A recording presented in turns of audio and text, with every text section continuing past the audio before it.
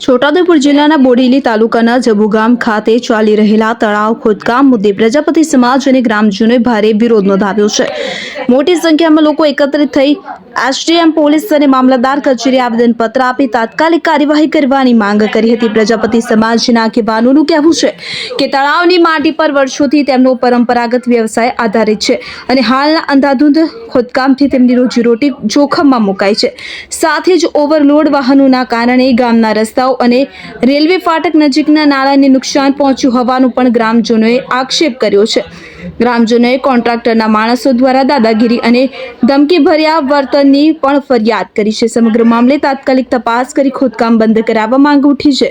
જો સમયસર ન્યાય નહીં મળે તો આત્મવિલોપન જેવા આત્યંતિક પગલાં ભરવાની ચીમકી પણ ઉચ્ચારવામાં આવી છે। આજ રોજ અમે બોડેલી મામલતદાર ઓફિસ, એસડીએમ ઓફિસ અને પીએસઆઈ બધાને આવેદનપત્ર આપવા આવ્યા છે।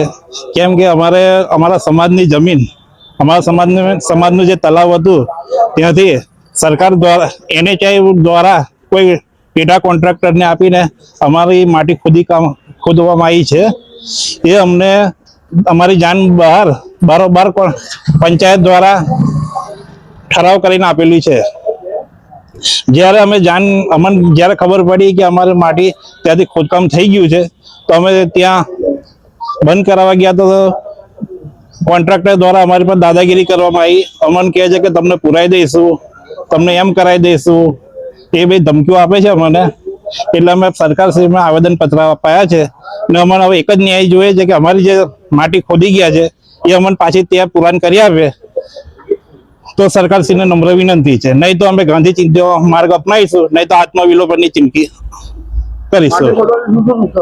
માટી ખોદવાથી અમારો જે વર્ષોથી બાપ દાદાને જે 100 વર્ષથી ધંધો કરતા આવ્યા છે એમનો ધંધો હવે બંધ થવાના આવી ગયો છે। કેમ કે માટી નહીં મળે તો આ લોકોનું જીવન નિર્વાહ કેવી રીતે કરીશું અમે અમારું? એનાથી આજુબાજુ જે ખેતર વાળા છે બધાને નુકસાન છે। એમના ખેતરમાં પાણી બી નહીં મળે। બીજું ગામમાં પાણીના સ્તર એકદમ ઊંડા જતા રહ્યા છે, એના લીધે બહુ નુકસાન છે।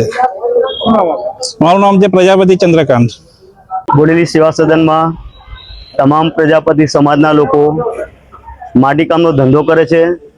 જેઓ નેશનલ હાઈવે વાળા રાતોરાત જે પ્રજાપતિ સમાજને તળાવ આપેલું છે એમાંથી માટી ચોરીને લઈ ગયા છે। આ લોકો 40 કુટુંબ ધરાવે છે। આ લોકોનો રોજગારી છીનવાઈ ગઈ છે। તેમજ અમે જ્યારે બી રજૂઆત કરવા આવીએ છીએ તો અમને ધાક ધમકી આપવામાં આવે છે કે અમે આ કરી દઈશું, પોલીસ કેસ કરી દઈશું, આવું કરી દઈશું। બરાબર છે? તો આ પ્રજાપતિ સમાજ જાય તો ક્યાં જાય? અને આ જે અમને પ્રજાપતિ સમાજને જે જમીન આપી છે એ કાયદેસર ગવર્મેન્ટે આપેલી છે, નથી કયું કશું ને ઠરાવ કરીને આપેલી છે। જ્યારે સરકારને જરૂર પડે કંઈ બાંધકામ કરવાની જરૂર પડે તો લઈ શકે છે, પણ અમે સામે પાછી જમીન આપી શકે છે। એટલે આ લોકો જ્યારે અમને ધાક ધમકી આપીને આ બધું જે ખોટું કાર્યવાહી કરી રહ્યા છે તે ખોટી છે। આ લોકોને ન્યાય મળવો જોઈએ, કાયદેસર ન્યાય મળવો જોઈએ। અમે બધે જ આવેદનપત્ર આપવાના છે અને આપીશું।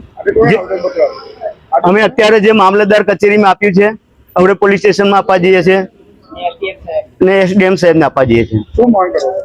અમારે તો એ જ છે કે અમારી માટી જોઈએ, અમારા પરિવારને કોઈ પાલવશે? ચાલો વિચાર કરો, અત્યારે બધી જગ્યાએ 40 ઘર બેકાર છે અને 20,000માં તો કોઈનું પેટ બી નહીં રાડાતું સાહેબ। અત્યારે આ લોકો સવારમાં માટલા વેચવા જાય, માટી કામ કરે, માટી લાવવાની ક્યાંથી?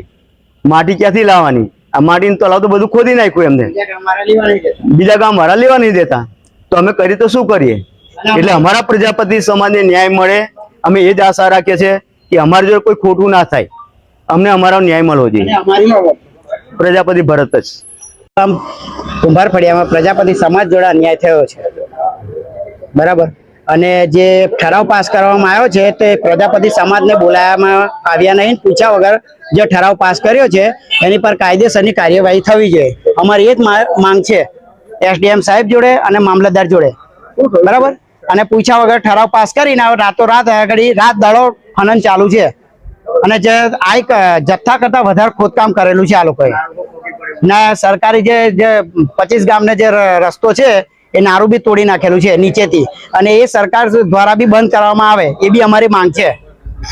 બસ આજે અમે પ્રાંત સાહેબને આપ્યું આવેદનપત્ર અને મામલતદાર સાહેબને આપ્યું, અને આજુબાજુ ખેતર વાળાને બી નુકસાન છે, તળાવના પાળને જે આરસીસી કરેલું છે, પગથિયા છે તેનો નુકસાન છે. તો એવો તો કેવો ઠરાવ પાસ કર્યો કે નુકસાન કરીને, સરકારને નુકસાન કરીને તમે આ ખોદકામને મંજૂરી આપી છે? એ અમારે તપાસનો વિષય છે. એ સરકાર તંત્ર કરે તપાસ. અમારી માંગણી એવી છે કે જે માટી લઈ ગયા છે એ માટી આ બધા સમાજમાં જે માટી કરીને જીવે છે એમને 40 ઘર બેરોજગાર થઈ ગયા છે. અમારી એ માંગણી છે કે માટી અમને આપી આવે બીજી, અને આમની પર કાર્યવાહી થાય. જે દોષી છે એમની પર જે ઠરાવ કર્યો છે પૂછ્યા વગર, જે ગામ સભાએ નહીં ભરી અને મને કોઈ બોલાયા બી નહીં. પૂછો બોલાયા ભાઈ તમને? કોઈને નહીં બોલાયા. બરાબર છે, કોઈને બોલાયા નહીં. ઠરાવ કર્યો છે તો એવું હોય છે કે અમારી જોડે હકપત્ર છે, બરાબર, 1994 નું. તો અમારા હકપત્ર પર આ લોકો ઠરાવ કેવી રીતે પાસ કરીને શુભલામ અંતર્ગત ચાલુ કરી દીધું? મિતેશભાઈ ગુજ્જર, જબુગામ, કુંભારફળિયું પ્રમુખ. શકીલ બલોચ, છોટાઉદેપુર.